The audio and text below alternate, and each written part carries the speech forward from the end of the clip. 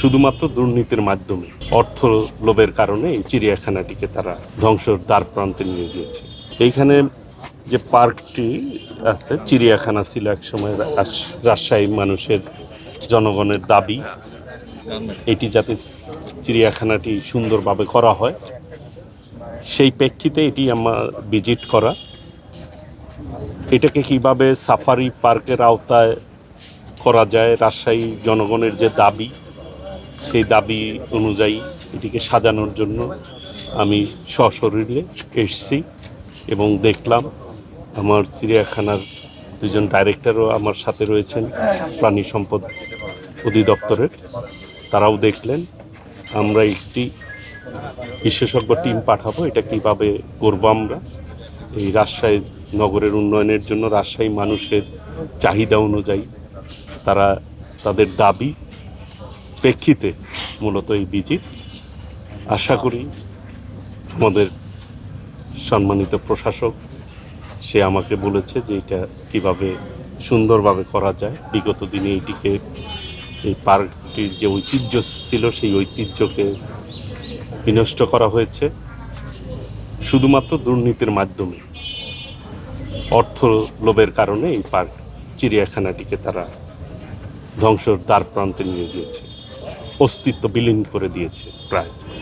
সেটাকে পুনরায় কীভাবে উদ্ধার করা যায়, সুন্দরভাবে গঠন করা যায়, সেই লক্ষ্যেই আমি আজকে উপস্থিত হয়েছি।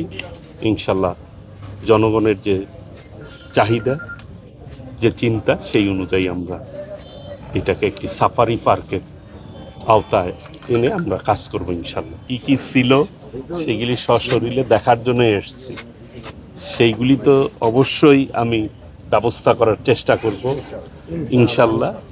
সেই উদ্দেশ্যেই কিন্তু আসা, যে এখানে একসময় চিড়িয়াখানা ছিল, সেটি তারা বিলীন করে ফেলেছে, প্রায় ধ্বংস করে ফেলেছে। সেইটাকে কিভাবে রিপেয়ার করা যায়, সেই প্রাণীগুলি কোথায় তারা স্থানান্তর করেছে, কি করেছে, সেটি ইনভেস্টিগেশন করব, সেই অনুযায়ী পদক্ষেপ নেব ইনশাল্লাহ। দেশনায়ক তারেক রহমানের নেতৃত্বে বর্তমান সরকার একটি নির্বাচিত সরকার, জনগণের সরকার। মাননীয় প্রধানমন্ত্রী রাত দিন কিন্তু উনি পরিশ্রম করছে জনগণের জন্য এবং জনগণের কল্যাণের জন্য। যে জায়গায় আমরা কোনো অনিয়ম পাচ্ছি, সেই অনুযায়ী আমরা পদক্ষেপ নিচ্ছি। কাজেই আমরা আমাদের সর্বোচ্চ দিয়ে চেষ্টা চালিয়ে যাচ্ছি জনদুর্ভোগ কীভাবে লাঘব করা যায়, জনগণের স্বার্থ রক্ষা করে কিভাবে কাজ করা যায়, সেই অনুযায়ী আমরা কাজ করার চেষ্টা করছি। এই 3 মাসে আপনারাই উপস্থিত রয়েছেন, আমাদের প্রশাসক, সম্মানিত প্রশাসক মাহফুজুর রহমান রিটন 3 মাসে তার কার্যক্রম এর মধ্য দিয়ে এই রাজশাহী শহরটাকে পরিচ্ছন্ন করার কাজ করেছে এবং যাতে জলবদ্ধতা দূর হয় সেই অনুযায়ী পদক্ষেপও নিয়েছে। সেজন্য ধন্যবাদ জানাই।